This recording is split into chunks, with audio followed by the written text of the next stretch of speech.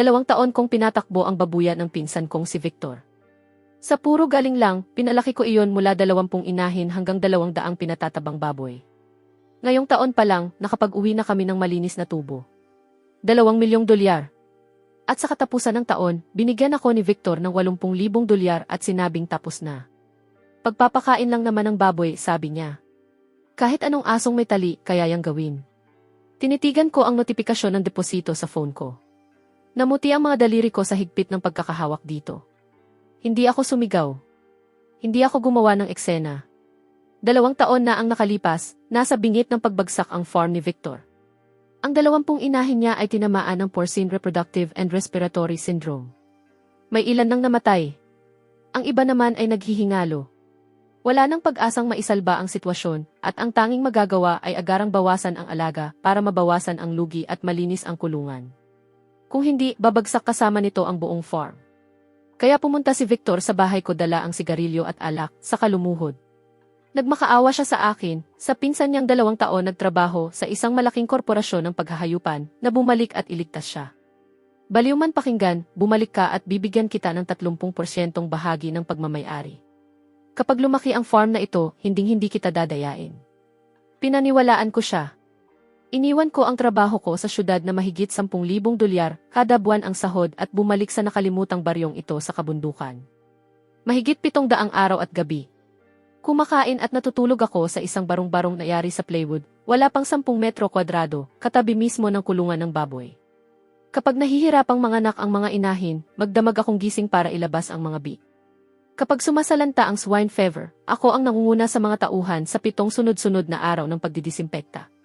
Hinila ko ang farm pabalik mula sa bingit ng kamatayan. Pagkatapos, gumawa ako ng sarili kong formula ng probiotic fermented feed at ibinaba ko ang feed-to-meat ratio mula 3.2 hanggang 2.5. Mahigit 200 dolyar na dagdag na tubo iyon sa bawat baboy.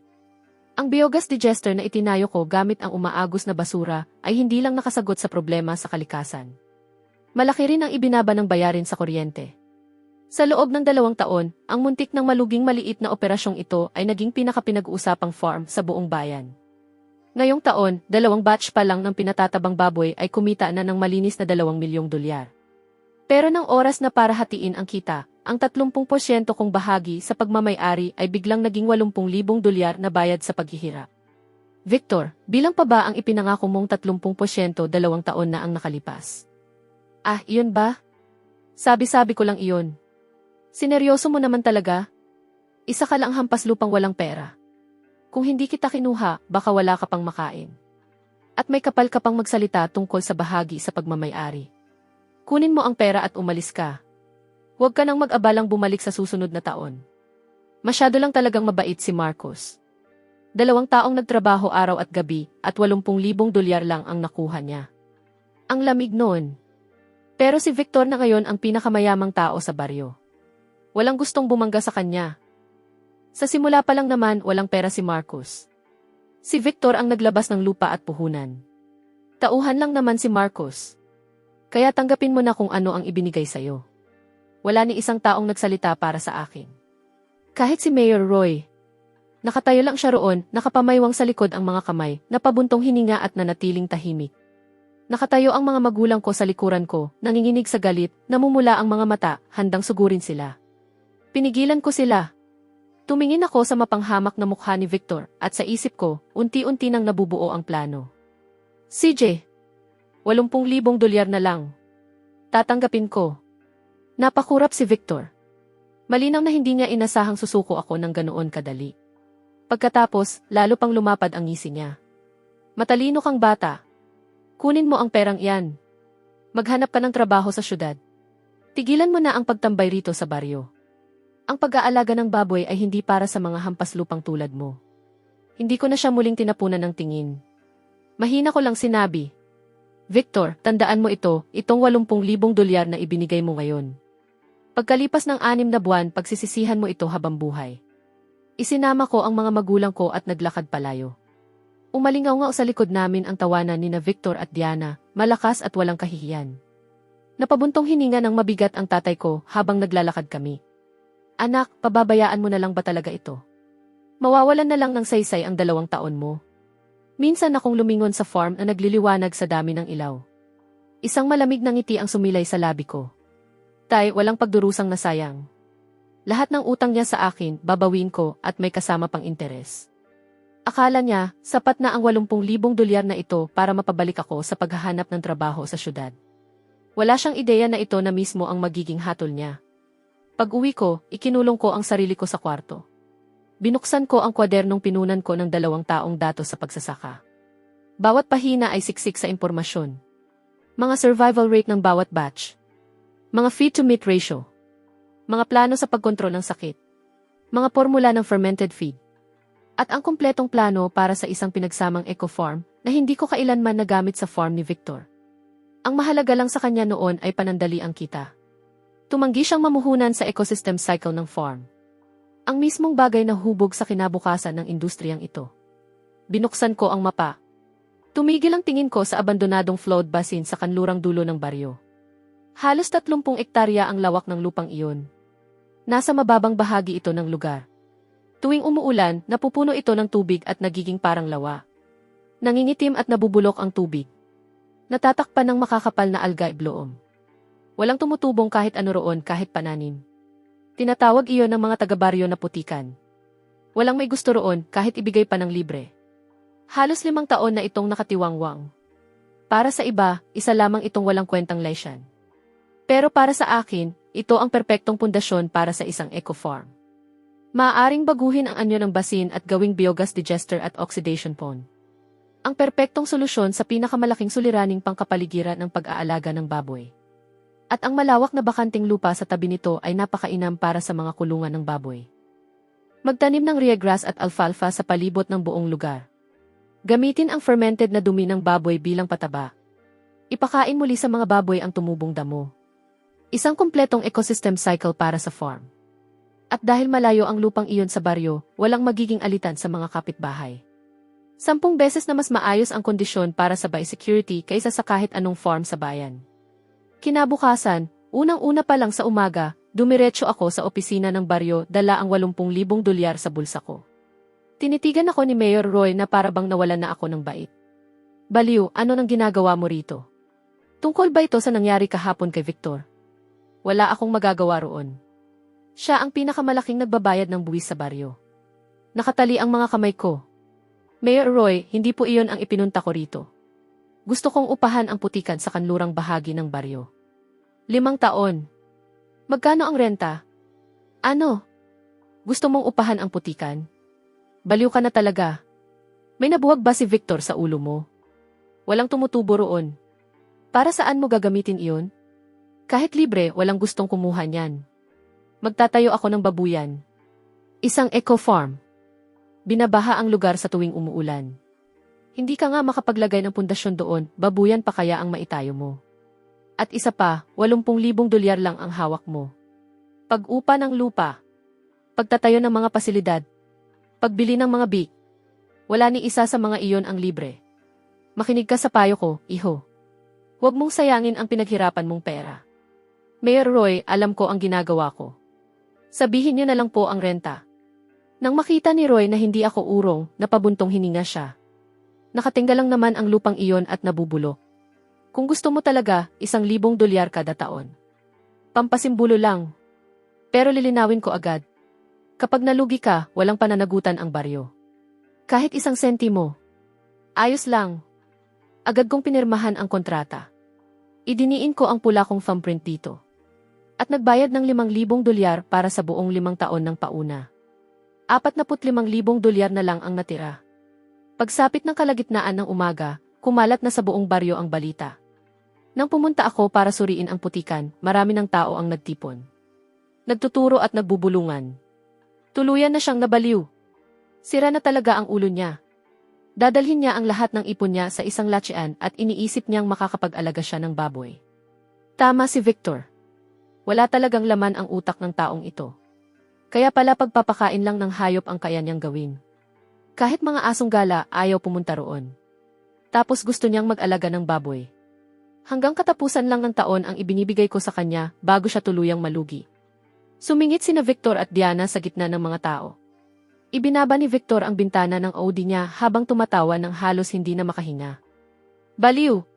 Kung naiinitan ka sa 80,000 dolyar na nasa bulsa mo, ililibre na lang kita sa bayan. Bakit mo pa itatapon sa lasyan?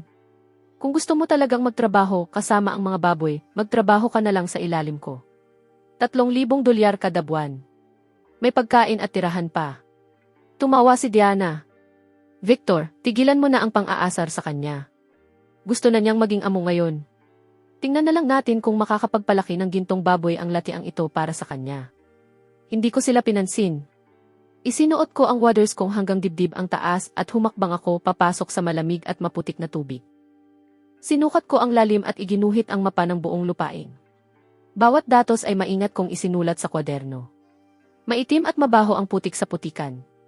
Unti-unting umaakyat ang lamig sa loob ng suot kong waders. Pero may nag-aalab sa loob ko. Victor, akala mo kapag inagaw mo ang farm, nakuha mo na ang lahat. Nagkakamali ka. Ang tunay na mahalaga ay hindi kailanman ang mga kulungang iyon. Nasa isip ko iyon noon pa man. Ang kaalaman. Ang 2 taong karanasang pinaghirapan ko sa gitna ng putik at dumi. Habang mas mayabang ka ngayon, mas mapapahiya kapag kalipas ng 6 na buwan. Habang abala pa rin ako sa pagsukat at pagpapawis sa putikan, may isang puting pickup truck na huminto sa tabi ko. Lumapit ang isang dalagang nakasuot ng field jacket at nakapusod ang buhok. Kumusta, Serena ang pangalan ko. Isa akong teknisyan mula sa tanggapan ng paghahayupan at veterinaryo ng county. Kakalipat ko lang sa bayang ito para mga siwa sa pag-iwas sa mga sakit ng hayop. May field visit ako ngayon. Nabalitaan kong may nagpaplanong magtayo ng eco farm dito sa putikan. Kaya napadaan ako para tingnan. Huminto ako at tumingala. Tumama ang sikat ng araw sa mukha niya. Kumikinang ang mga mata niya na parang mga bituin. Hindi ko kailanman mahuhulaan na ang estrangherang ito ang magiging pinakamaasahang katuwang sa pagbabalik ko. Lumuhod si Serena sa gilid ng tubig. Kumuha siya ng kaunting putik at inamoy ito. Pagkatapos, tiningnan niya ang plano ng lugar na hawak ko. Biglang lumaki ang mga mata niya. Ang layout na ito. Isa itong ganap na integrated eco-farming model. Mga drainage channel, biogas digester, oxidation pond, mga zona para sa forage crops. Napakalinaw ng pagkakamapa ng bawat bahagi. Pati biosecurity buffer ay nakamarka. Nag-aral ka ba ng animal science sa kolehiyo? 2 taon akong nagtrabaho sa isang malaking korporasyon ng paghahayupan pagkatapos noon. Umiti ako at iniabot ang kwaderno ko. Narito ang formula ko para sa fermented feed at ang plano ko para sa pagkontrol ng sakit. Pati ang mga pamantayan sa pagtatayo ng farm. Isa-isang binuklat ni Serena ang mga pahina. Lalo siyang namangha sa bawat pahinang mabasa niya. Pagkatapos ay bigla siyang napatingala. Mas profesional pa ang planong ito kaysa sa karamihan ng inilalabas ng opisina namin para sa maliliit na magsasaka. Lalo na itong probiotic fermented feed formula. May baba ang feed-to-meat ratio hanggang 2.5. Hindi man lang pinapangarap iyan ng karamihan sa maliliit na magsasaka. May kung anong uminit sa loob ko sa mga salitang iyon. Sa loob ng 2 taon, ang tanging inalala ni Victor ay kung tumataba ba ang mga baboy. Hindi niya kailanman pinahalagahan kung gaano kahalaga ang kaalaman ko. Ito ang unang pagkakataong may tunay na nakakita kung gaano kalalim ang mga nabuo ko. Orihinal na balak kong gamitin ang modelong ito sa dating farm. Pero ang may-ari ay puro mabilisang kita lang ang iniisip at tumangging mamuhunan. Mapait akong umiti at maikli kong ikinuwento ang nangyari sa amin ni Victor. Kumunot ang noo ni Serena habang nakikinig. Sobra naman iyon. Tahasang pagnanakaw iyon ng bunga ng trabaho mo. Pero sa totoo lang, mabuti na rin. Ang pagsasarili mo lang ang paraan para mapatakbo ang modelong ito sa buong potensyal nito. Lumuhod siya at nagsimulang magsulat sa site plan ko gamit ang ballpen habang nagsasalita. Hindi mo kailangang pantayin ang buong basin na ito. Samantalahin mo ang natural itong dalisdis. Maghukay ka ng 3 pangunahing drainage channel at idugtong ang mga iyon sa lawa sa timog. Lagyan ng graba ang ilalim ng mga kanal para hindi maipon ang banlik. Magtayo ka ng imbakan ng tubig sa pinakamataas na bahagi. Para sa pagdidilig ng forage crops kapag tagtuyot at para sa pag-agos ng tubig baha kapag tag-ulan. Dapat ilagay ang mga kulungan ng baboy sa pinakamataas na bahagi sa hilaga, nakaharap sa timog. Pinakamaganda ang liwanag at daloy ng hangin doon. Kinumputa ko na. Kapag maayos nang na-develop ang lupang ito, kasya rito ang hindi bababa sa 2 karaniwang laki ng kulungan ng baboy. 80 inahing pundasyon at 1,500 pinatatabang baboy kada taon. Madali lang. Tiningnan ko ang binagong plano. Biglang naging malinaw ang lahat. Ang iniisip ko lang noon ay tapatan ang buong basin sa pagpapatambak ng lupa. Hindi man lang sumagi sa isip ko na gamitin ang dalisdis para sa natural na drainage. Iyon pa lang ay makakatipid na ng malaki sa gasto sa paghukay at pagtatambak. Serena, salamat. Hindi ko maiisip iyon ng mag-isa. Huwag mo akong tawaging ganoon. Serena na lang. Ngumiti siya. Lumabas ang 2 maliliit na biloy sa pisngi niya. Pagkatapos kong magtapos sa Provincial Agricultural Academy, bumalik ako rito. Gusto kong dalhin ang totoong siyensya sa mga lokal na magsasaka. Ikaw ang unang maliit na magsasakang nakilala ko na talagang nakaunawa sa eco-farming at may kumpletong plano para suportahan iyon. Kung ayos lang sa'yo, magiging teknikal na tagapayo mo ako. Libre. Natigilan ako. Halos hindi ako makapaniwala sa naririnig ko. Ilang gabi na akong puyat sa pag-iisip tungkol sa puhunan. Mga inspeksyon sa lugar. Mga aplikasyon para sa grant. At biglang dumating si Serena na parang sagot sa lahat ng problema ko. Talaga? Siyempre. Itinuro ni Serena ang plano. Kapag nagtagumpay ang farm na ito, magiging sertipikadong modelong eco-farm ito ng bayang ito. At magagamit ko ito bilang case study para sa pananaliksik ko, makapaglabas ng papel, at makuha ang susunod kong titulo. Pareho tayong panalo. At isa pa. Ngayong taon, may programa ang county para sa mga umuwing residente na gustong magsimula ng negosyo sa kanayunan. May hiwalay ding subsidya para sa eco-farming. Pasok ang proyekto mo sa pareho. Ako na ang bahala sa mga aplikasyon. Hindi bababa sa $100,000 na pautang na walang interes ang maaari mong makuha. Dagdag pa ang libreng mga bakuna at mga gamit para sa biosecurity. Sa isang pangungusap na iyon, nalutas ang pinakamalaki kong problema. Pagkatapos upahan ang lupa, $45,000 na lang ang natira sa akin. Pagtatayo ng kulungan, pagbili ng mga bit, pagbili ng pakain, lahat ay nangangailangan ng pera. Plano ko sanang unti-unting itayo ang lahat. Paisa-isang bahagi. Pero sa pautang na walang interes na ito, kaya ko nang itayo agad ang buong kulungan ayon sa kumpletong pamantayan. Nang hapong iyon, 4 na tuloy-tuloy na oras kaming nakayukong 2 ni Serena sa lugar. Pinagdesisyonan namin ang bawat detalye. Plano ng konstruksyon, sistema ng drainage, mga patakaran sa biosecurity, bawat detalye hanggang sa pinakahuling sukat. Habang palubog ang araw, naghanda si Serena para bumalik sa bayan. Bago siya umalis, sinabi niya sa akin, ipapadala ko bukas ang mga dokumento para sa aplikasyon ng grant. Ihanda mo ang ID mo at ang kontrata ng pag-upa. Sa makalawa, sasamahan kita sa opisina ng county para isumite ang mga dokumento. Maaprobahan iyon sa loob ng 1 linggo. Hindi ko alam kung paano kita mapapasalamatan. Pinanood ko siyang umalis, punong-puno ng pasasalamat ang dibdib ko. Huwag mo akong pasalamatan. Naniniwala ako sa kakayahan mo at naniniwala rin ako sa proyektong ito. Kumaway siya, sumakay sa pickup niya at umalis. Nakatayo lang ako roon, hawak ang plano na puno na ngayon ng mga tala niya, at mas matatag ang loob ko kaysa dati. Victor, akala mo kapag inagaw mo ang farm, matatapos na ako. Hindi mo kailanman maiisip. Hindi lang kakayahan ang meron ako. Ngayon, may suporta na ako ng gobyerno at may profesional na katuwang. Habang paikot-ikot ka sa baryo sakay ng Audi mo at nagpapanggap na malaking tao, nagtatanim na ako ng binhi rito mismo sa latiang ito. Ang binhing magpapaguho sa buong mundong binuo mo. Nang gabing iyon, ikinuwento ko sa mga magulang ko ang tungkol sa aplikasyon ng grant. Sa wakas ay nawala ang pag-aalala sa kanilang mga mukha. Marcos, sabi ng nanay ko, alam kong kaya mo ito. Napakarami mo ng pinagdaanan. Kumakain pa ako nang tumunog ang phone ko. Si Victor iyon. Punong-puno ng pangungutya ang boses niya. Baliw. Narinig kong nakahanap ka raw ng babae mula sa opisina ng paghahayupan. Huwag mong hayaang paglaruan ka niyan. Ano bang alam ng babae tungkol sa pag-aalaga ng baboy? Makinig ka sa payo ko. Bitawan mo na ang pag-upa sa putikan at magtrabaho ka na lang para sa akin. Dadagdagan ko ang sahod mo ng $500. Kung hindi, ubos ka bago matapos ang taon. Wala ka ng pambili ng pagkain. Hindi na, Victor. Wala kang pakialam sa farm ko. Asikasuhin mo ang sarili mong farm. Panahon ng tagsibol ngayon. Ito ang kasagsagan ng pagdami ng mga peste at sakit na nadadala ng hangin. Marami pang butas ang proseso mo ng pagdidisimpekta. Siguraduhin mong hindi mamamatay ang buong kawan mo. Pinutol ko ang tawag at ibinlock ang numero niya. Marahil iniisip niyang sinusumpa ko lang siya. Pero totoo ang sinasabi ko. Ako ang gumawa ng bawat biosecurity protocol sa farm niya. Pagkaalis ko, tumigil siya sa seryosong pagsunod sa sanitasyon para makatipid. Gumagamit pa siya ng mga peking murang bakuna. Ang panahon ng mga sakit sa tagsibol ang unang pader na babanggain niya. Ang kailangan ko lang gawin ay patakbuhin ang sarili kong operasyon at panoorin siyang maglakad diretsyo papunta sa hukay.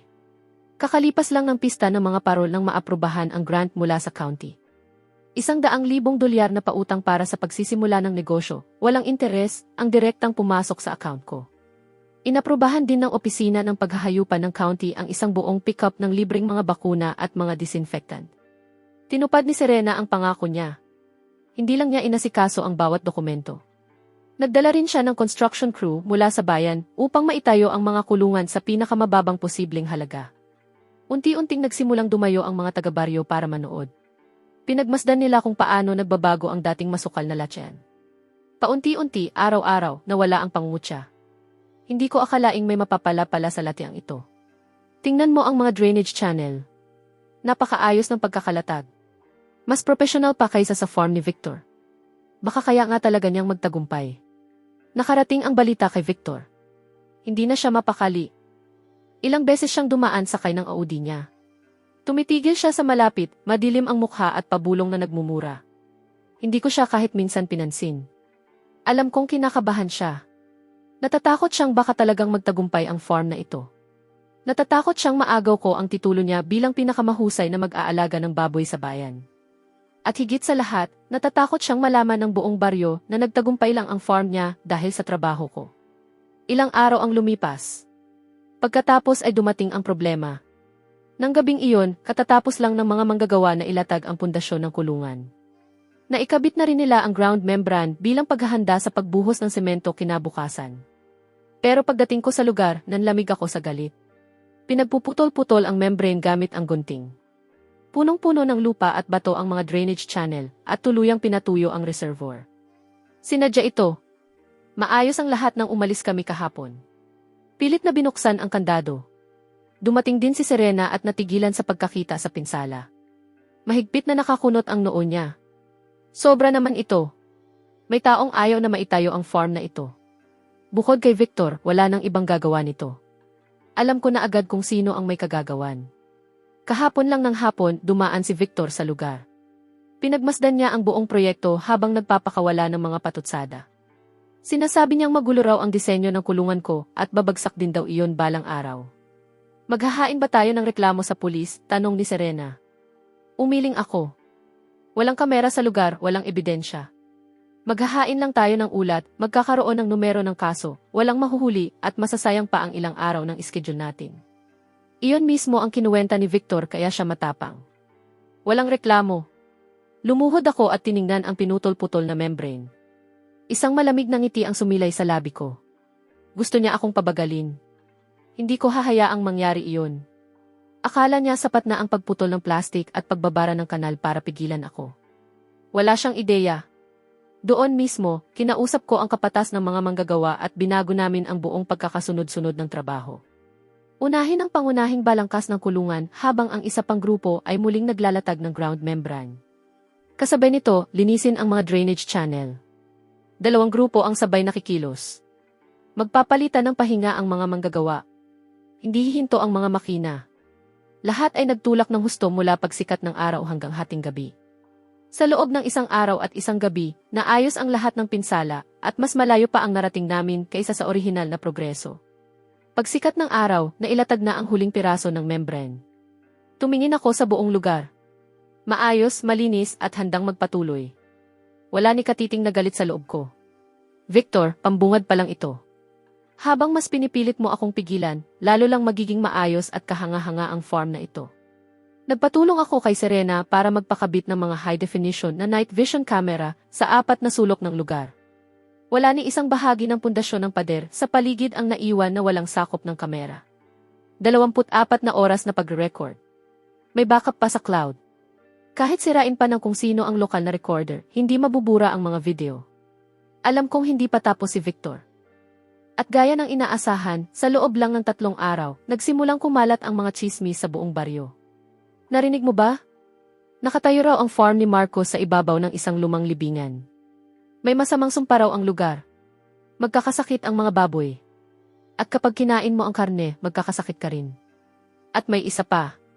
May sakit na raw ang mga biik niya. Galing pa raw sa ibang lugar. Sabi-sabi, African swine fever daw iyon. Kapag kumalat iyon, ubos ang lahat ng baboy sa baryo. Narinig ko rin na hindi raw pasado sa biosecurity standards ang farm niya. Kapag nagkaroon ng outbreak, buong baryo ang magsasuffer. Lalong lumala ang mga chismis. May ilang taga-baryong nagpunta sa opisina ng baryo at iginiit na ipatigil ni Mayor Roy ang konstruksyon ng farm ko.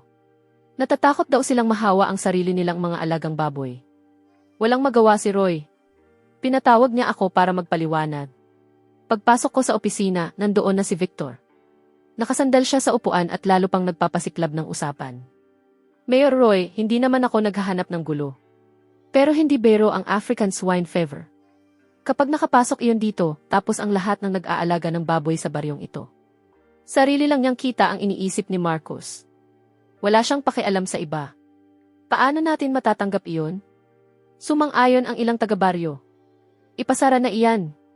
Hindi siya dapat mag-alaga ng baboy rito. Tumingin ako sa mayabang na mukha ni Victor. Napatawa ako ng malamig. Pagkatapos ay malakas kong inilapag sa mesa ang isang makapal na bunto ng dokumento. Victor, sinasabi mong may problema ang farm ko. May mga paglabag daw sa biosecurity. Kung ganoon, tingnan mo ito. Opisyal na selyo mula sa County Livestock Bureau. Ulat ng inspeksyon sa biosecurity ng konstruksyon ng farm, pasado. Sertipiko para sa pag-iwas sa mga sakit ng hayop, pasado. Bawat isang item ay pumasa sa pambansang pamantayan. Sa katunayan, mas mataas pa ito kaysa sa karamihan ng mga farm sa bayang ito. May kompletong biosecurity buffer zone ang farm ko. May mga disinfection pool, may biosafe disposal facility.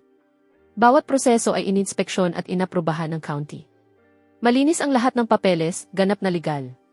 Kumuha pa ako ng isa pang bunto ng dokumento at inihagis iyon sa harap ni Victor. Ngayon naman, pag-usapan natin ang farm mo, Victor.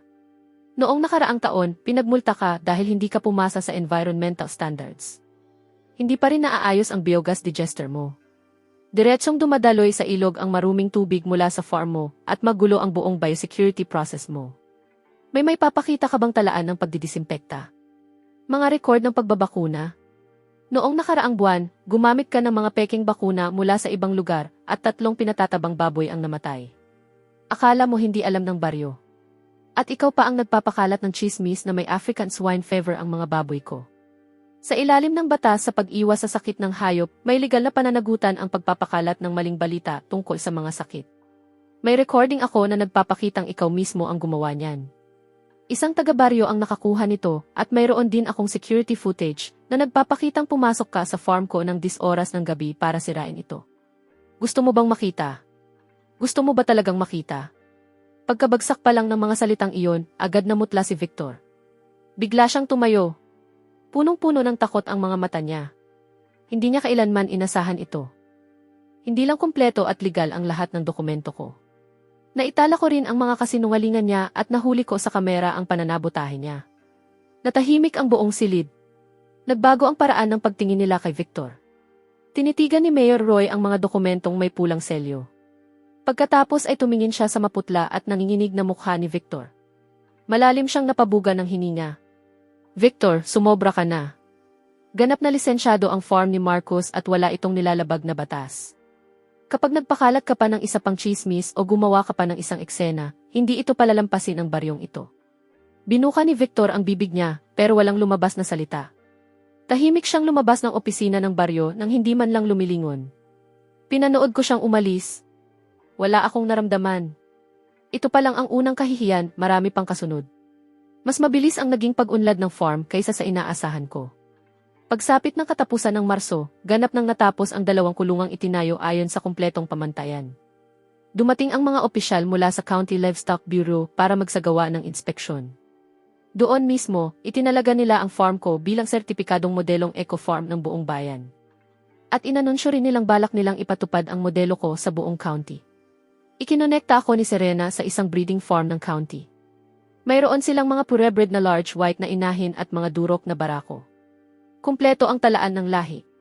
Matibay laban sa sakit, mabilis lumaki, at kabilang sa pinakamahuhusay na breeding stock sa bansa sa kasalukuyan.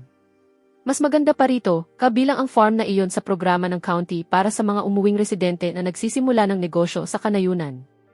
Ang mga kwalipikadong magsasaka ay maaaring kumuha ng mga biik ng hulugan. Pagkatapos na lang bayaran ang puhunan kapag naibenta na ang mga baboy. Walang interes. Noong araw ng pagpirma namin, sumama sa akin si Serena. Sinuri ng tagapamahala ng farm ang plano ko sa pag-aalaga at ang sertipiko ko sa biosecurity. Kaagad niya itong inaprubahan. 10 purebred na large white na dumalaga ng hulugan. 2 durok na barakong pangparami at 50 biik na bagong awat sa gatas. Halos 200,000 dolyar ang kabuuang halaga. Sa katapusan ng taon pababayaran kapag naibenta na ang mga baboy. Noong araw na dinala namin ang mga baboy pabalik sa baryo, nagkagulo ang buong lugar. Sunod-sunod na pumasok ang mga truck na pangkargamento ng mga hayop sa tarangkahan ng farm ko. Nagsiksikan ang mga taga-baryo sa may pasukan. Hindi nila maalis ang tingin nila sa mga breeding stock. Naku po, ang gaganda ng mga baboy na ito. Mas magaganda pa kaysa sa mga alaga ni Victor. Narinig kong puro purebred daw ang mga ito. Mahigit 10,000 dolyar ang halaga ng isang inahin. Talagang nagtagumpay si Marcos. Bawat salita ay nakarating kay Victor.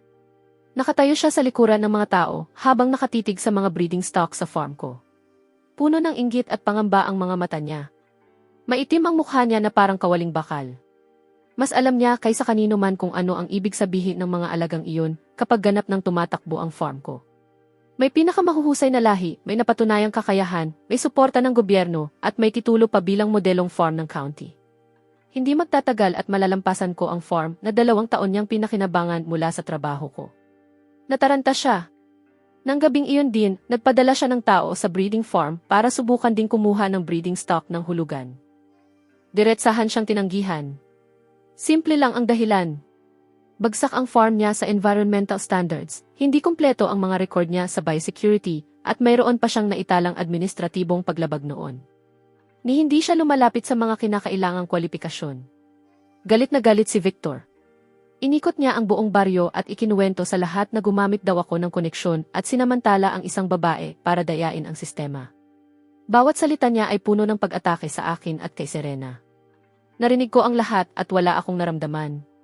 Bibig niya iyon. Bahala siyang magsabi ng kahit ano. Lahat ng lakas at oras ko ay nakatuon sa mga baboy. Tuwing alas 5 ng umaga, nasa kulungan na ako. Sinusuri ko ang temperatura at halumigmig. Itinatala ko ang dami ng pakain na nakakain ng bawat baboy. Minamasdan ko ang kalagayan nila at inaayos ko ang formula ng fermented feed.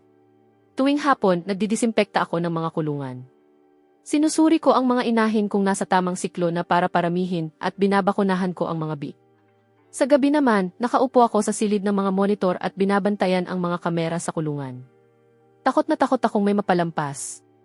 Halos araw-araw ding pumupunta si Serena sa farm. Nagsasagawa siya ng mga pagsusuri sa kalusugan. Inaayos ang plano para sa pag-iwas sa sakit at dinadalhan ako ng pinakabagong probiotic fermentation cultures mula sa Provincial Agricultural Academy. Mas lalo nitong pinahusay ang resulta ng pakain ko. Sa ilalim ng pangangalaga namin, mabilis lumaki ang batch na ito.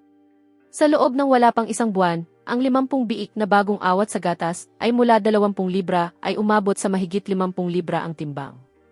Makintab ang balahibo ng bawat isa, punong-puno ng sigla, walang kahit isang nagkasakit, 100% ang survival rate. Ilang buwan lang ang lumipas, matagumpay nang pumasok sa heat cycle at naparami ang lahat ng inahin. Makapal at luntiang tumubo ang ryegrass at alfalfa sa buong farm. Dahil pinatabaan ng fermented na dumi ng baboy, mabilis itong tumangkad at kumapal. Pinuputol namin ito, dinudurog at hinahalo sa pakain. Malaki ang ibinaba ng gastos namin sa feed at mas gumanda pa ang kalidad ng karne. Mas mataas ang lean ratio at may natural na malinis na bango ang mismong karne. Perpektong gumagana ang ecosystem cycle ng farm ko. Samantala, sa kabilang panig ng baryo, unti-unting bumabagsak ang farm ni Victor. Kasabay ng pag-init ng panahon sa tagsibol ay dumating ang panahon ng pagdami ng mga sakit. Pagkaalis ko, halos hindi na niya sineryoso ang biosecurity. Nagdidisinpekta lang kapag gusto niya at nilalaktawan kapag ayaw niya. Para makatipid, gumamit pa siya ng mga peking bakuna. Ngayon, dumarami ang mga baboy sa farm niya na inuubo at nilalagnat. May ilang pinatatabang baboy na basta na lang bumabagsak at namamatay ng walang malinaw na dahilan. Nagpatawag siya ng veterinaryo. Ang naging diagnosis ay pangalawang impeksyon na dulot ng porcine reproductive and respiratory syndrome. Walang epekto ang gamot. Mas marami pang baboy ang namatay. Sa sobrang desperasyon, nagkaroon pa siya ng lakas ng loob na pumunta sa farm ko para humingi ng tulong. Noong araw na iyon, nasa fermentation room ako at naghahalo ng pakain nang pumasok siya. May pilit at malagkit na ngiti sa mukha niya. May dala siyang isang karton ng sigarilyo. Baliw! Nagkamali ako sa'yo noon. Ikaw ang mas mabuting tao. Huwag mo nang dibdibin iyon. Nagluto pa nga si Diana ng sabaw na manok. Pumunta ka sa amin mamayang gabi para maghapunan. At habang nandoon ka, tingnan mo na rin ang farm ko. Patuloy na namamatay ang mga baboy. Wala na akong ibang magawa. Tiningnan ko ang mukha niya. Ang hungkag at walang hiya niyang pagpapanggap at wala akong naramdaman kundi paghamak. Noong ninanakaw niya ang bahagi ko sa kita at minamaliit akong parabang kahit asong nakatali ay kayang gawin ang trabaho ko, naisip kaya niya ang araw na ito. Noong pinuputol niya ang membran ko sa kalagitnaan ng gabi at nagpapakalat ng kasinungalingan tungkol sa mga baboy ko, naisip kaya niya ito. Pasensya na, Victor. Wala akong oras. Hindi man lang ako tumingala. Patuloy lang akong naghahalo ng pakain. May buong farm akong kailangang asikasuhin. Hindi ako maaaring umalis. At isa pa, tagapagpakain lang naman ako ng baboy.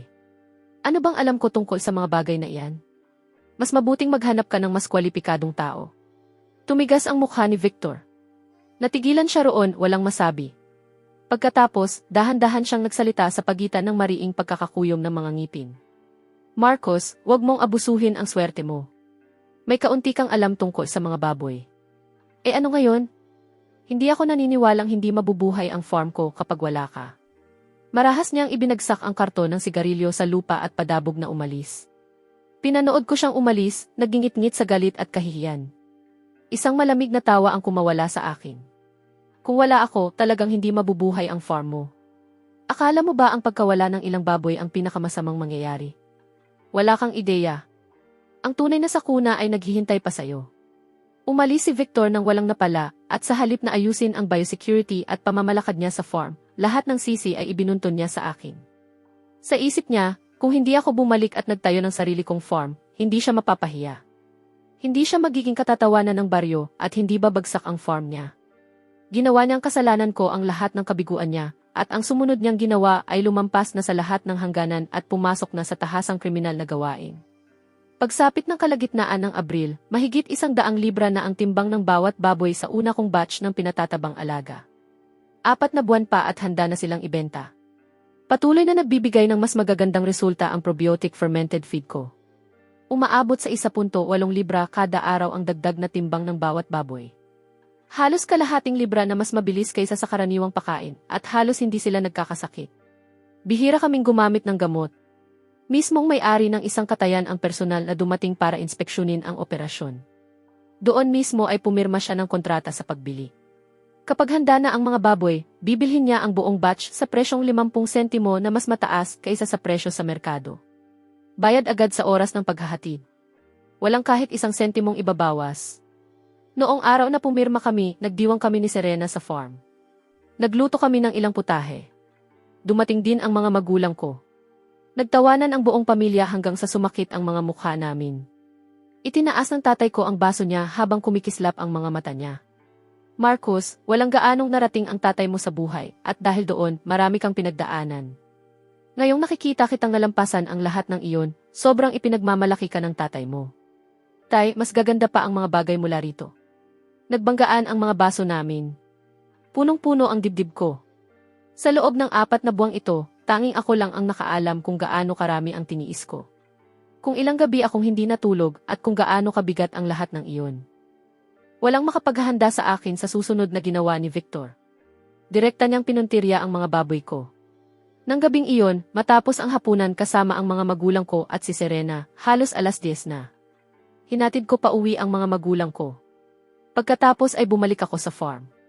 Gaya ng ginagawa ko gabi-gabi. Inikot ko ang buong paligid. Sinuri ko ang mga pinto, bintana at ang silid ng pakain. Mukhang maayos naman ang lahat, kaya bumalik ako sa maliit na kubong yari sa plywood para magpahinga. Bandang 2:00 ng madaling araw, biglang umalinggaw ang security alert sa phone ko. May taong pumasok sa silid ng pakain. Agad akong bumangon mula sa higaan. Binuksan ko ang live feed.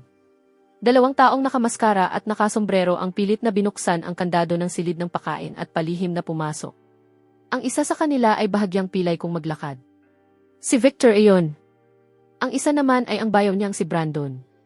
May inilabas si Victor na puting plastic na boat mula sa kanyang jacket. Tinanggal niya ang takip at ibinuhos ang lahat ng puting pulbo sa tambak ng fermented feed na nakasalansan sa sulok. Pagkatapos ay hinalo niya iyon gamit ang pala. Nang matapos, pareho silang naglaho na parang mga anino. Nakatitig lang ako sa screen. Nanginginig ang buong katawan ko sa galit. Alam ko kung ano ang pulbos na iyon. Sodium sulfate. Sa maliit na dami, ginagamit ito bilang pampadumi para sa mga baboy. Pero kapag sobra, nagdudulot ito ng matinding pagtatay, dehydration, pagpalya ng mga laman loob at kamatayan. Isang buong bote ang ibinuhos niya.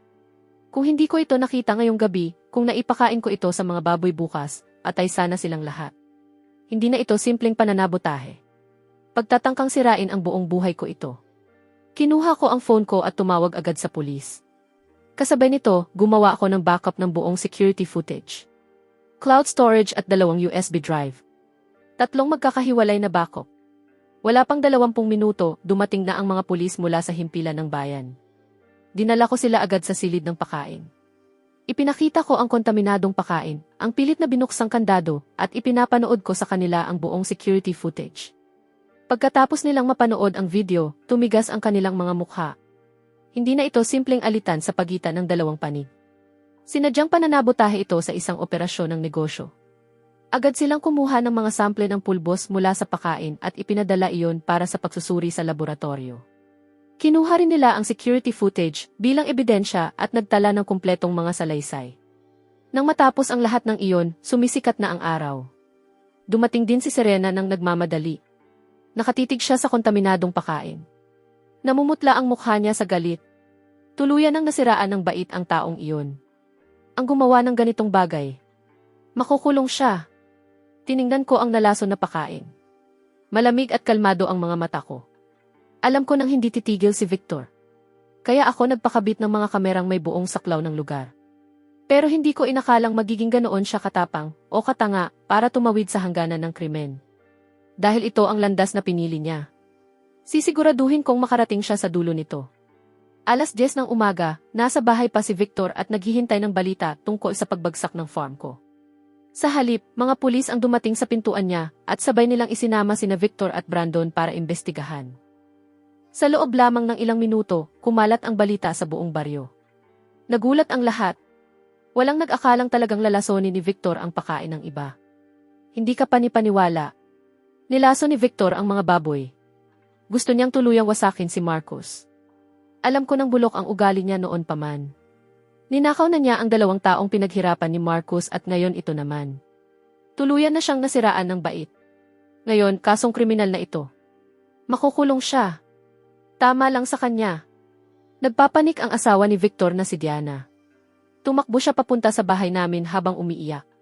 Lumuhod siya at nakiusap na sumulat ako ng liham ng pagpapatawad.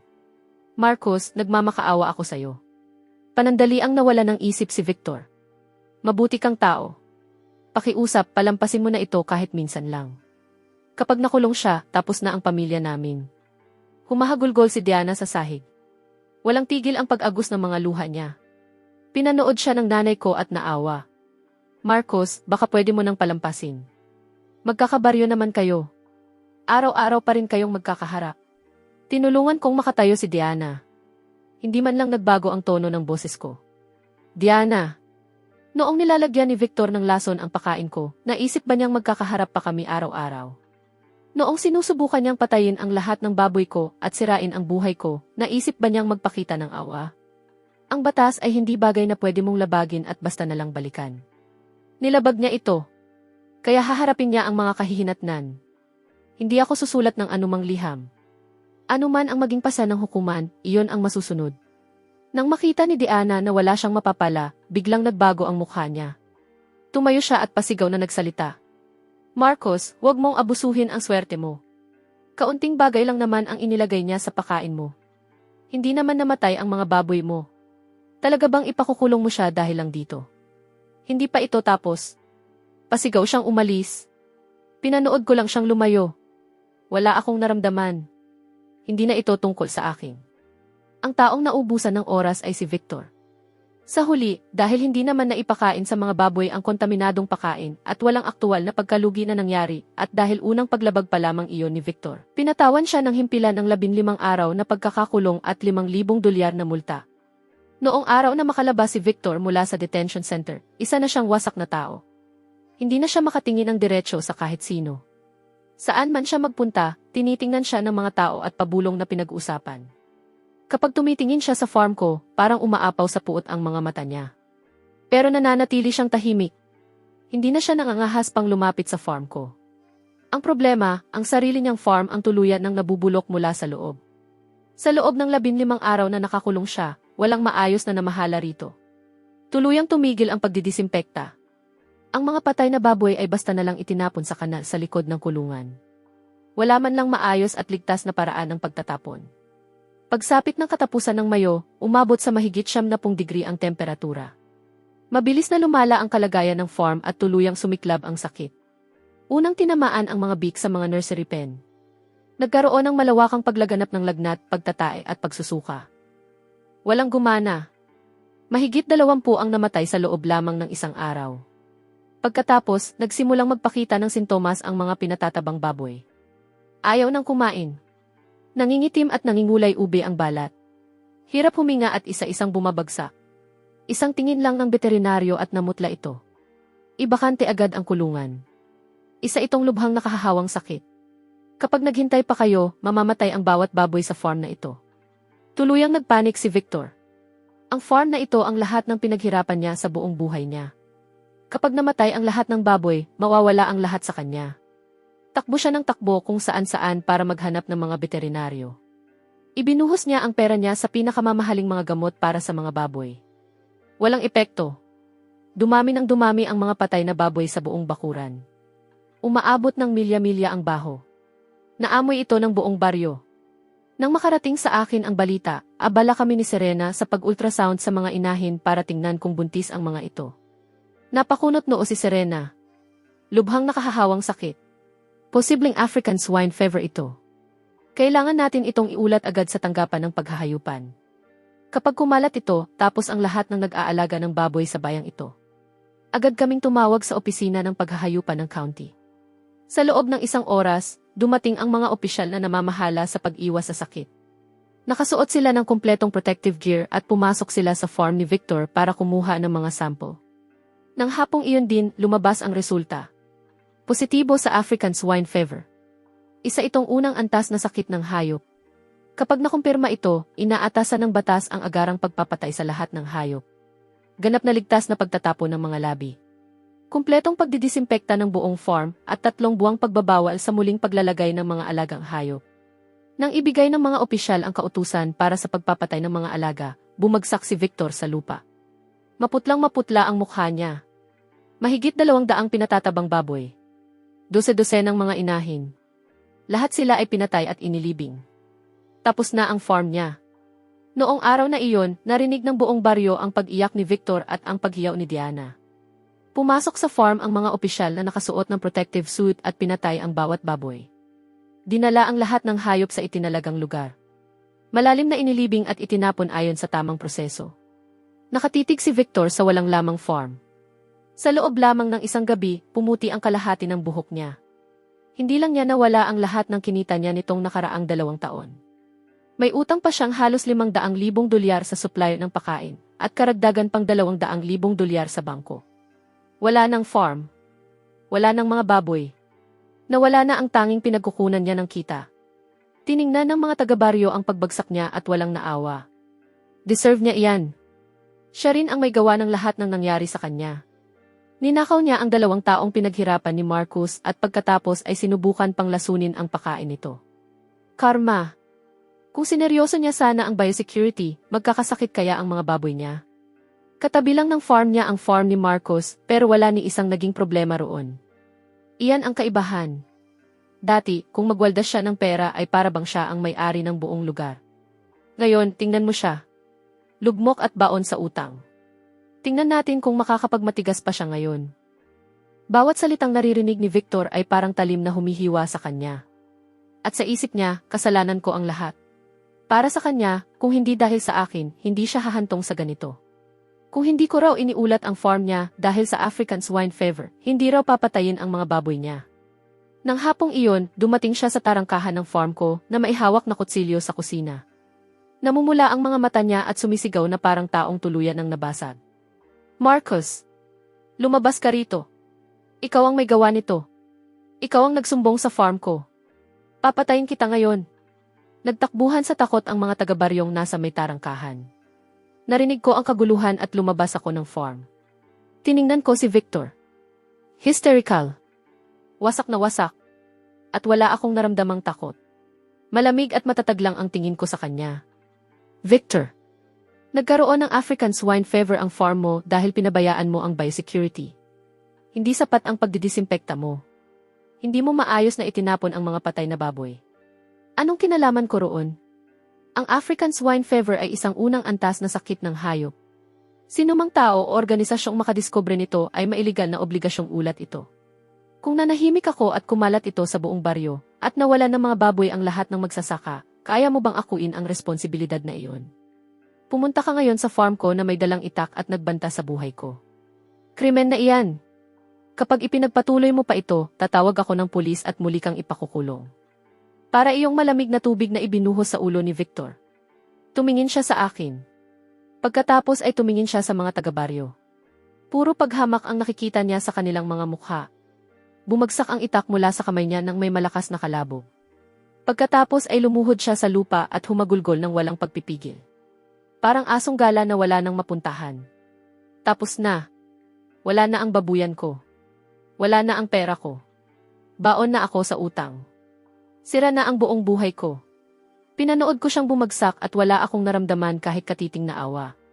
May dahilan sa likod ng pagbagsak ng bawat kaawa-awang tao at ang pagbagsak ni Victor ay sarili niyang gawa. Noong ninakaw niya ang 2 taon kong pinaghirapan, naisip ba niyang hahantong ito sa ganito? Noong palihim siyang pumapasok sa gabi para sirain ang farm ko, magpakalat ng kasinungalingan at lasunin ang pakain ko, naisip ba niyang hahantong ito sa ganito? Noong tinipid niya ang biosecurity para lang makatipid ng kaunting pera at isinugal ang kaligtasan ng buong farm niya, naisip ba niyang hahantong ito sa ganito? Siya ang pumili ng landas na ito. Siya rin ang lulunok sa mapait nitong bunga. Hindi ko na siya muling nilingon. Tumalikod ako at bumalik sa farm ko. Tapos na ang panahon niya. Ang sa akin ay nagsisimula pa lang. Matapos bumagsak ang farm ni Victor, ang eco-farm ko na lang ang natitirang sertipikadong modelong eco-farm sa buong bayan. Pagsapit ng katapusan ng Hunyo, umabot na sa 200 libra ang timbang ng unang batch ng mga pinatatabang baboy ko. Halos handa na silang dalhin sa merkado. Lahat sila ay pinalaki gamit ang sarili kong probiotic fermented feed. Walang kahit isang antibiotiko, matibay at siksik ang karne, at maganda ang pagkakamarble ng taba nito. Kung ihahambing sa karaniwang karne ng baboy, ibang antas na ito. Nagpadala si Serena ng mga sample ng karne sa Provincial Academy of Agricultural Sciences para masuri. Nang dumating ang resulta, halos hindi kami mapakali sa tuwa. Lahat ng sukatan ay lumampas sa pambansang pamantayan para sa green food. Umabot sa 65% ang lean meat ratio. At 30% namang mas mataas ang nilalaman ng unsaturated fatty acids kumpara sa karaniwang karne ng baboy. Ganap nitong natugunan ang pamantayan para sa premium eco-pork. Bitbit ang ulat, direkta akong nakipag-ugnayan sa pinakamalaking premium fresh food chain sa lungsod, ang Fresh Elite. Dalubhasa sila sa mga dekalidad na organikong produkto. Mayroon silang 12 ng tindahan sa buong lalawigan. At napakataas ng kanilang pamantayan pagdating sa kalidad ng karne ng baboy. Mismo ang direktor ng kanilang procurement ang nagmaneho papunta sa farm ko kasama ang kanyang grupo. Isa-isa nilang sinuri ang lahat.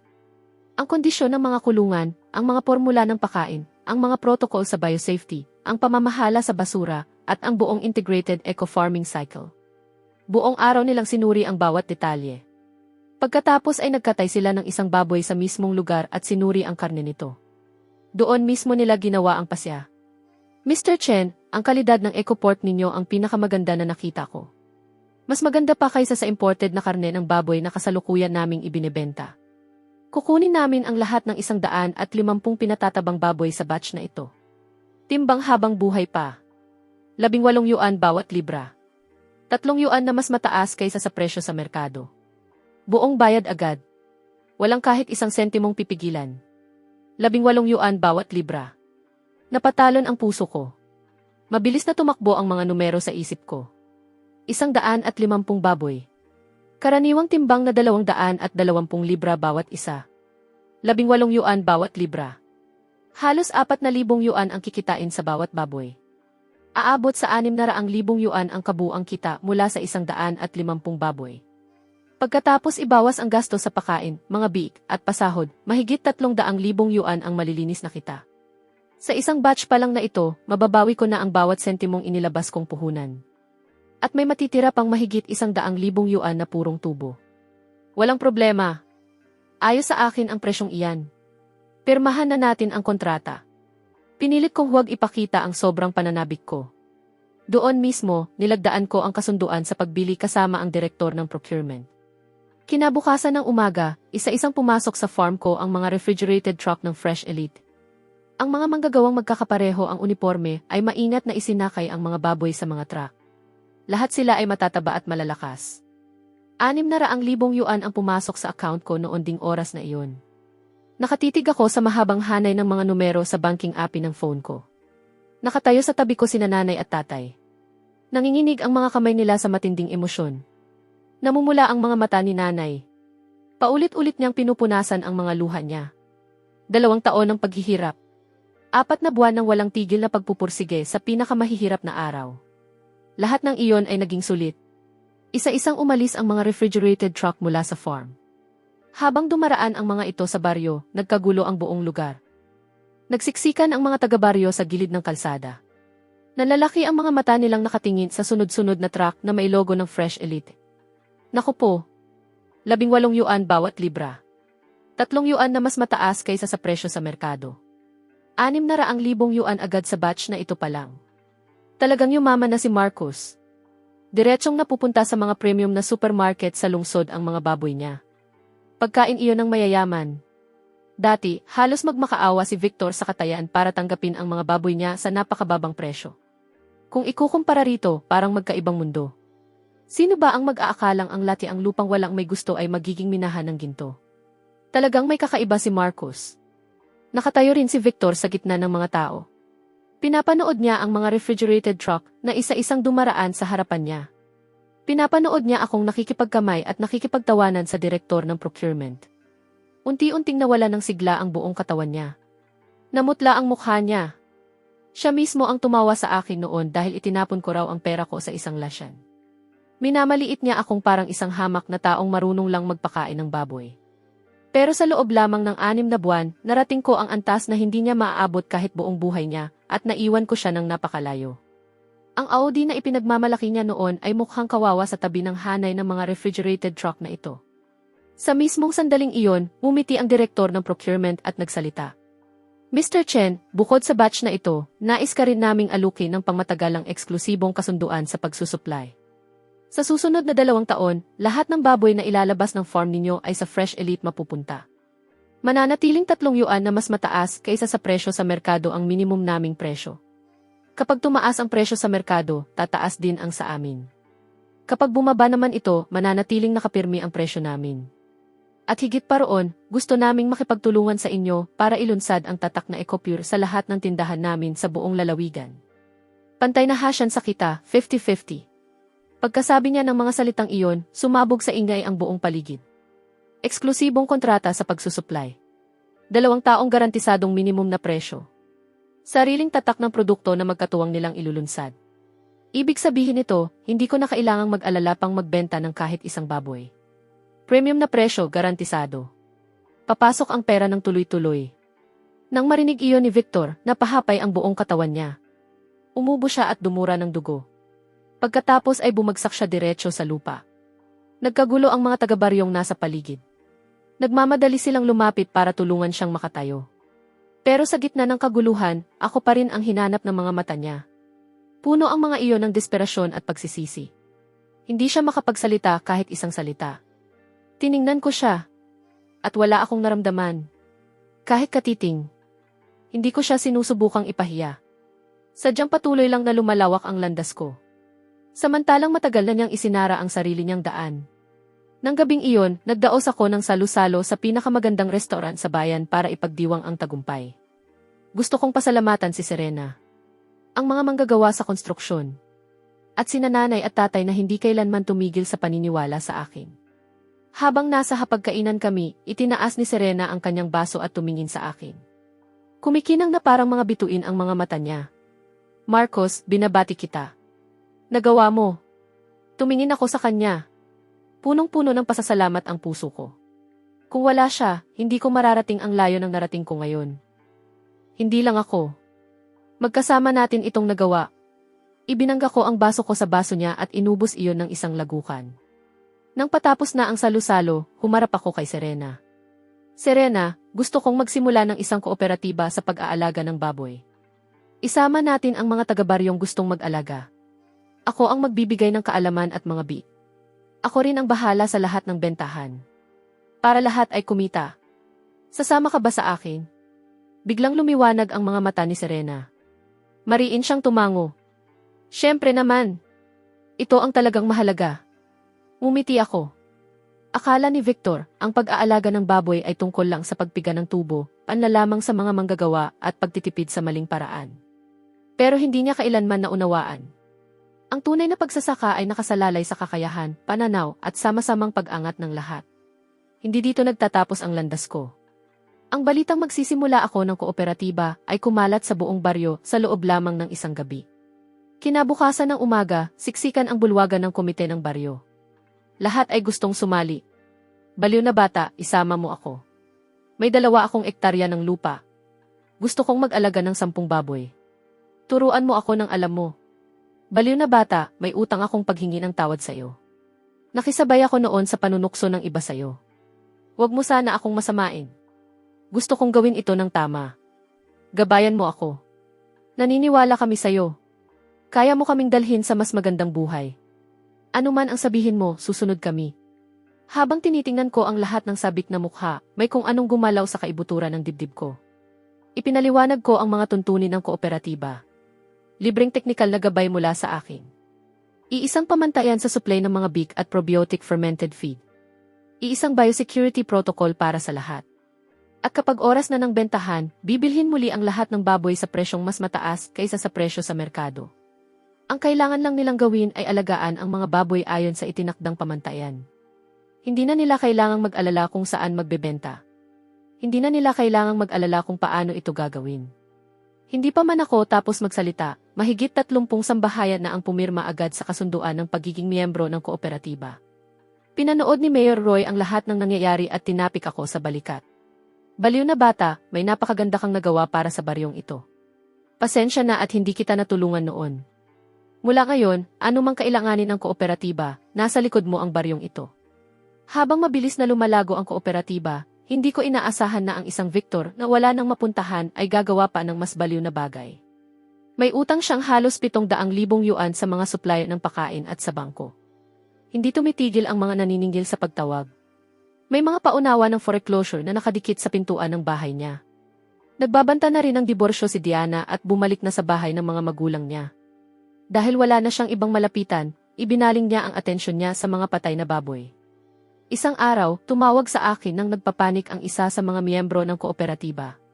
Marcos, pumunta ka rito agad. Hinukay ni Victor ang mga patay na baboy na inilibing niya. Sa kalagitnaan ng gabi, isinakay niya ang mga iyon sa isang truck. Hindi namin alam kung saan niya dadalhin. Parang lumubog ang sikmura ko. Alam na alam ko kung ano ang binabalak niya. Malinaw ang batas. Ang mga baboy na namatay dahil sa sakit ay kailangang dumaan sa ligtas na proseso ng pagtatapon at malalim na paglilibing. Mahigpit na ipinagbabawal ang pagkatay, pagbebenta, o pagdadala sa mga ito. Hinukay ni Victor ang mga baboy na iyon para ibenta sa isang iligal na katayan kapalit ng pera para mabayaran ang mga utang niya. Hindi lang ito mabigat na krimen. Pagsusugal ito gamit ang buhay ng ibang tao. Kapag nakapasok sa supply ng pagkain ang mga baboy na may African swine fever, magiging napakalubha ng mga kahihinatnan. Sinabihan ko ang miyembro ng kooperatiba na patuloy na magbantay. Pagkatapos ay inilabas ko ang phone ko at tumawag sa pulis. Tumawag din ako sa County Market Supervision Bureau at sa tanggapan ng paghahayupan. Ipinaliwanag ko ang buong sitwasyon. Pagkababa ko ng tawag, agad akong sumakay sa sasakyan kasama si Serena at sinundan namin ang lokasyong ipinadala ng miyembro. Minamaneho ni Victor ang isang lumang truck. Sakay nito ang mga patay na baboy na dadalhin sa isang iligal na katayan sa Karatig na county. Sinundan namin siya sa buong biyahe. Sa isang checkpoint sa kalagitnaan ng daan, sabay siyang hinarang ng mga pulis at mga opisyal mula sa Market Bureau at Livestock Office. Nang mabuksan ang pinto ng truck, agad na sumalubong sa lahat ang matinding amoy ng nabubulok na laman. Punong-puno ng mga bangkay ng baboy ang likurang bahagi ng truck. Ang ilan sa mga ito ay nagsisimula ng mabulok. Hinila ng mga opisyal si Victor palabas ng kabina. Maputlang-maputla ang mukha niya. Hindi mapigilan ang panginginig ng buong katawan niya. Agad na kumuha ng mga pahayag ang mga opisyal sa mismong lugar. Siniguro ang lahat ng ebidensya at kinumpiska ang lahat ng patay na baboy para sa wastong biosafe disposal. Kaagad ding inaresto si Victor. Sa pagkakataong ito, wala nang balikan. Produksyon at pagbebenta ng pagkain na hindi pumapasa sa mga pamantayan ng kaligtasan at pagharang sa mga hakbang para sa pag-iwas at pagkontrol sa epidemya ng hayop. Pinagsamang 2 kaso. Buong bigat ng batas ang babagsak sa kanya. Nang makarating ang balita sa baryo, wala ni isang taong naawa sa kanya. Tama lang sa kanya. Nabaliw na ba siya? Nagbebenta ng mga patay na baboy? Parang isinumpa niya ang sarili niyang angkan. Ang mga taong tulad niya ay dapat mabulok sa kulungan. Tuluyan na siyang nasiraan ng bait. Alam ko nang wala siyang kabutihan noon pa man. Ngayon malinaw ng bulok siya hanggang sa kaibuturan. 7 araw matapos maaresto si Victor, naghain ng diborsyo si Diana. Isinama niya ang mga anak nila pabalik sa bahay ng kanyang mga magulang at inalis ang lahat ng natitira sa kanilang bahay. Ang tahanang minsang pinaghari-harian ni Victor nang mailabis na pagmamataas ay tuluyan nang nawala. Halos wala na akong oras para pansinin iyon. Buong bilis nang tumatakbo ang kooperatiba ko. Lahat ng mahigit 30 sambahayang miyembro ay nakapagpatayo na ng maayos na kulungan ng baboy. Araw-araw kaming umiikot ni Serena sa bawat bahay. Inaayos ang mga formula ng pakain at nagsasagawa ng mga inspeksyon sa biosafety. Lahat ng mga biik ay naipamahagi na at maayos ng nakapwesto. Ilang ulit ding bumisita ang mga opisyal ng county at itinalaga nila ang kooperatiba ko bilang modelong kooperatiba para sa pagpapaunlad ng kanayunan sa buong county. May plano rin silang ipatupad ang modelo ko ng eco-farming sa buong county. Mabilis maubos sa mga tindahan ng Fresh Elite ang eco-pork ko. Ganap nang nakilala at naitatag ang tatak na eco-pure. Dumadami ang mga distributor mula sa ibang rehiyon. Isa-isa silang kumakatok sa pinto ko, lahat gustong makipagpartner. Patuloy na mas gumaganda ang direksyon ng lahat. Sa wakas, nagawa kong gawing totoo at matibay ang 2 taon ng sakit at kahihiyan. Hindi ko lang nabawi ang lahat ng kinuha sa akin. Nadala ko rin ang buong baryo sa landas ng kasaganaan. Pagkalipas ng 3 buwan, binuksan ang paglilitis kay Victor. Dumalo ako bilang orihinal na nagsampa ng reklamo. Sa loob ng hukuman, iniharap ng mga taga-usig ang kumpletong hanay ng ebidensya. Mga pisikal na ebidensya, mga nakasulat na pahayag, at mga ulat ng laboratorio tungkol sa paggawa at pagbebenta niya ng karne mula sa mga patay na baboy. Nasa talaan din ang sinadya niyang pagsabotahe sa operasyon ng farm ko at ang pagpapakalat ng maling chismis tungkol sa sakit. Bawat isa, bawat ginawa niya, matibay na ebidensya. Nakatayo si Victor sa pwesto ng nasasakdal. Puti na ang kanyang buhok. Mukha siyang ubos na ubos. Wala ni katiting na bakas ng dating kayabangan. Para siyang bunto ng putik. Sa wakas, inilabas ng hukuman ang hatol. Ang nasasakdal na si Victor Lin ay napatunayang nagkasala sa paggawa at pagbebenta ng pagkaing hindi pumapasa sa mga pamantayan ng kaligtasan. Hinahatulan siya ng 2 taong pagkakakulong. Napatunayang nagkasala rin sa paghadlang sa pag-iwas at pagkontrol sa epidemya ng hayop. Hinahatulan siya ng 1 taon at 6 na buwang pagkakakulong. Pinagsamang hatol para sa maraming kaso. Kabuang sentensya na 4 na taong pagkakakulong. Dagdag pa rito, multang 100,000 yuan. Sa sandaling basahin ang hatol, nanghina ang mga tuhod ni Victor. Bumagsak siya sa pwesto ng nasasakdal at kinailangang buhatin palabas ng mga opisyal ng hukuman. Nakita ko ng mga mata niya sa gallery. Puro pagsisisi ang laman nito pero huli na ang lahat. 4 na taon sa loob ng kulungan. Pagsapit ng paglaya niya, tuluyan ang umusad ang mundo nang wala siya. Siya mismo ang nagtulak sa sarili niya sa bangin gamit ang sariling mga kamay. Paglabas ko ng hukuman, tumabi si Serena sa akin at marahang tinapik ang balikat ko. Tapos na. Tumingala ako sa araw, dahan-dahang tumango, at naramdaman ang kapayapaang hindi ko pa kailanman naranasan. Tama. Tapos na. Bumalik ako sa dating lasyan. Pinalawak ko pa ito ng 20 ektarya. Nagtayo ng bagong feed processing plant at slaughter facility. Nakumpleto ang isang ganap na integrated supply chain mula sa pagpaparami at pag-aalaga hanggang sa pagkatay at pagbebenta. Nagsimulang makita ng mga kabataan sa baryo ang oportunidad. Isa-isa silang bumalik mula sa lungsod at sumali sa kooperatiba. May ilan na nag-aalaga ng mga baboy, may ilan na humahawak ng bentahan, at may ilan na nagpapatakbo ng live stream channels. Bumalik ang sigla ng buong baryo. Ang dating walang laman na lugar ay nagkaroon ng trabaho at kita para sa bawat sambahayan. Wala nang umaalis para magtrabaho sa lungsod. Naglatag ng mga bagong konkretong kalsada, naglagay ng mga ilaw sa lansangan at nagtayo ng community square. Ganap na nabago ang buong baryo. Mahilig sabihin ni Mayor Roy, lahat ng mayroon ang baryong ito ngayon, utang namin kay Marcos. Ngunit alam ko na hindi ito kailanman gawa ng iisang tao lang. Kung wala si Serena na laging nasa tabi ko, gumagabay sa mga polisiya at tumutulong sa teknikal na gawain, hindi ako makakarating dito. Kung wala ang tiwala ng mga taga-baryo, walang kooperatiba. Ika-28 araw ng huling buwan ng lunar calendar. 2 araw bago ang bagong taon. Nagsagawa ang kooperatiba ng year-end profit sharing meeting. Ang pinakamataas na kumita na sambahayan ay nakapag-uwi ng mahigit 100,000 yuan. Kahit ang pinakamababa, nasa 20,000 hanggang 30,000 pa rin. May hawak na sobre, nakangiti ng malawak ang bawat taga-baryo, paulit-ulit akong pinasasalamatan. Pagkatapos ng pulong, hinila ako ni Serena papunta sa burol sa tabi ng farm. Tumingin kami sa ibaba kung saan makikita ang pig farm at ang baryo, parehong kumikinang sa ilaw. Ngumiti siya at nagsabi, Marcos, tingnan mo to, ikaw ang gumawa nito. Tiningnan ko siya. Tiningnan ko ang lahat sa ibaba. May mabigat na bagay na umangat sa dibdib ko.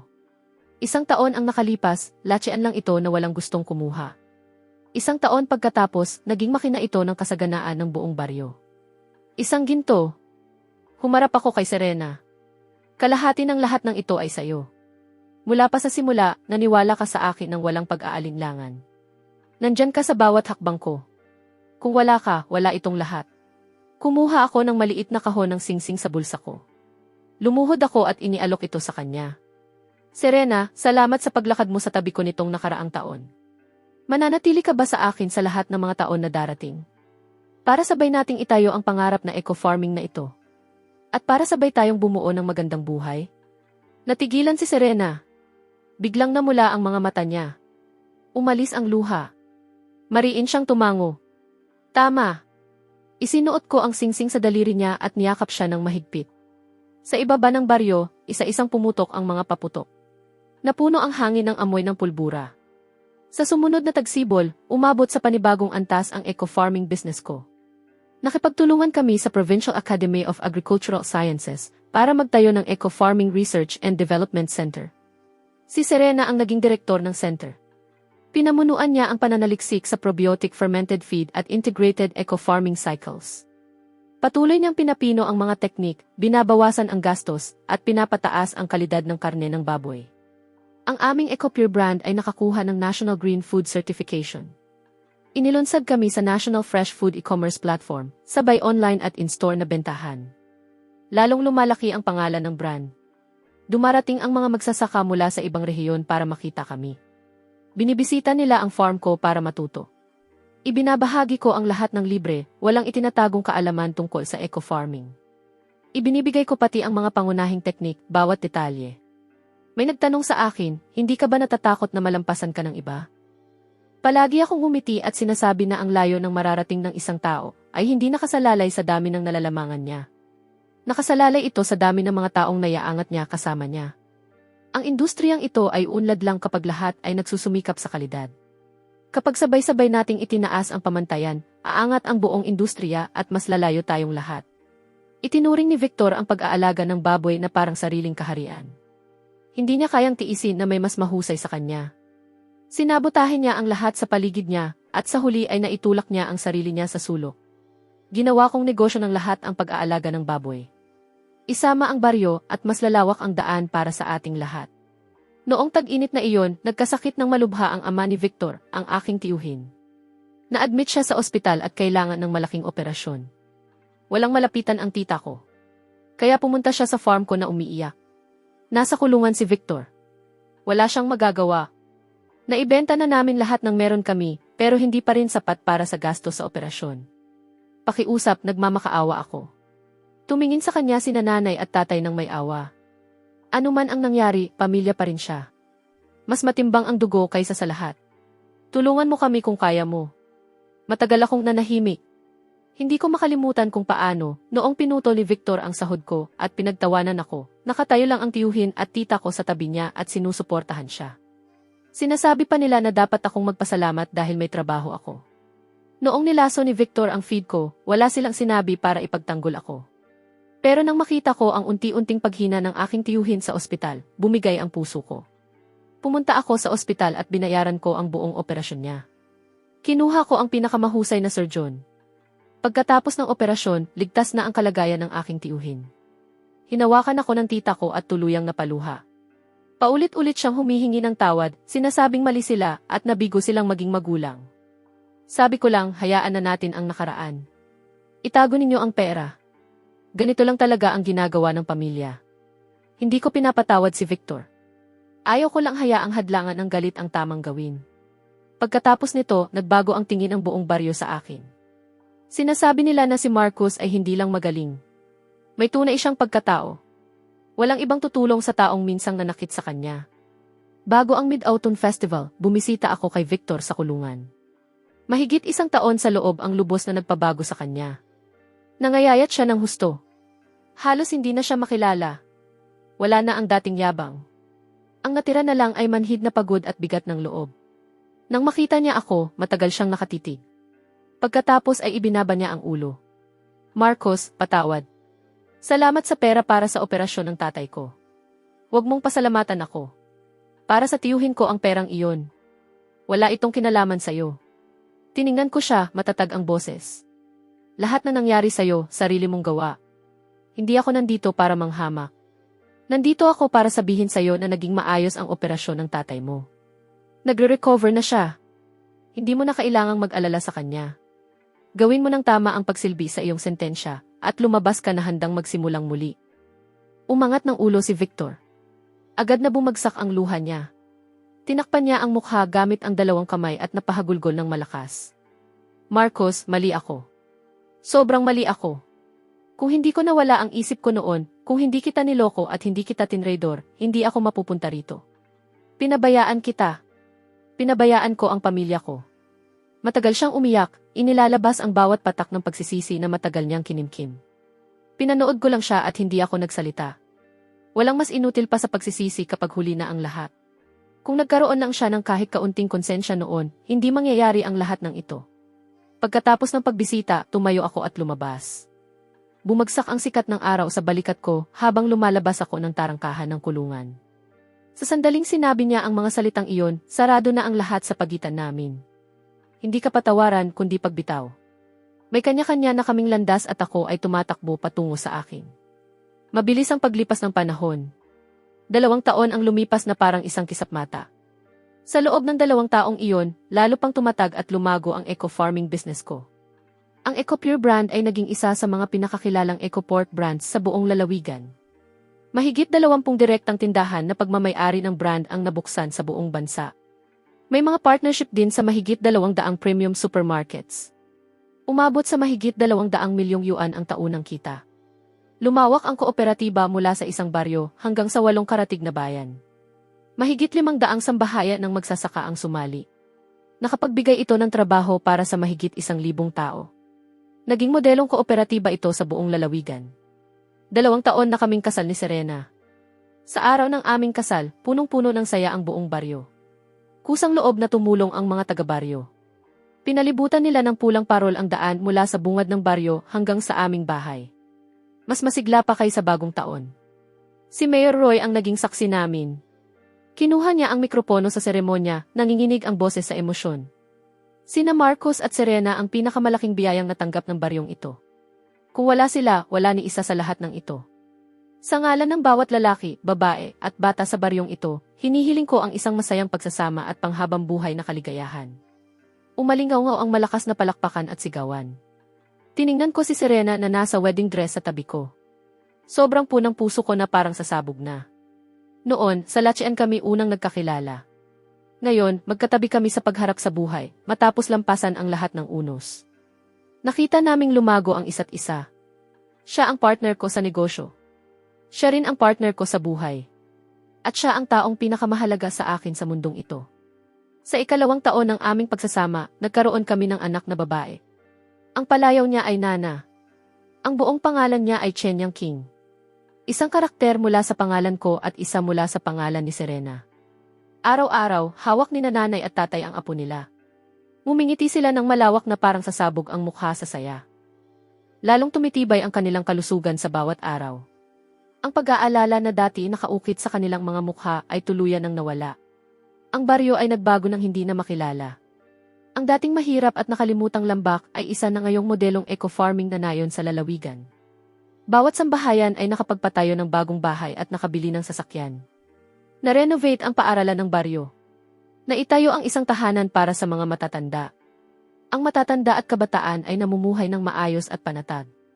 Ang dating Lachian ay isa ng eco-farming visitor park. Dumarayo ang mga tagalungsod upang maranasan ang buhay sa bukid. Naging sikat itong destinasyon. Nagbunga ito ng pagsigla ng mga homestay at rural dining sa lugar. Sinasabi ng mga taga-baryo na ginawang kayamanan ni Marcos ang Lachian. Pero alam ko na ang tunay na pagbabago ay hindi galing sa iisang tao. Galing ito sa pangangailangan ng lahat para sa mas mabuting buhay. Sa lakas ng siyentipikong pagsasaka at sa mundong patuloy na umuunlad. Noong taglagas na iyon, pinalaya si Victor matapos niyang pagsilbihan ang buong sentensya. 4 na taon sa loob. Halos 4 na po na siya ngayon. Maputi na ang buhok niya. Yumuko na ang kanyang likod. Mukha siyang mas matanda ng 10 taon kaysa sa tunay niyang edad. Hindi na siya bumalik sa baryo. Pumunta siya sa ibang lungsod upang maghanap ng trabaho at hindi na muling nagbalik. Paminsan-minsan, may taga-baryo na nakakasalubong siya sa kung saan. Sinasabing mabigat na pisikal na trabaho ang ginagawa niya sa mga construction site. May nagsabi sa akin nito. Umiti lang ako ng tahimik at hindi nagsalita. Bawat tao ay pumipili ng sarili niyang landas. Binabayaran niya ang mga pinili niyang desisyon. Kung ano man ang mangyari sa kanya, nasa kanya na iyon. Sa huling lunar na buwan ng taon, bumagsak ang malakas na nyebe. Karga-karga ko ang aming anak kasama si Serena. Tumingin kami pababa sa baryong natatakpan ng puting nyebe at sa pig farm na kumikinang sa mainit na ilaw.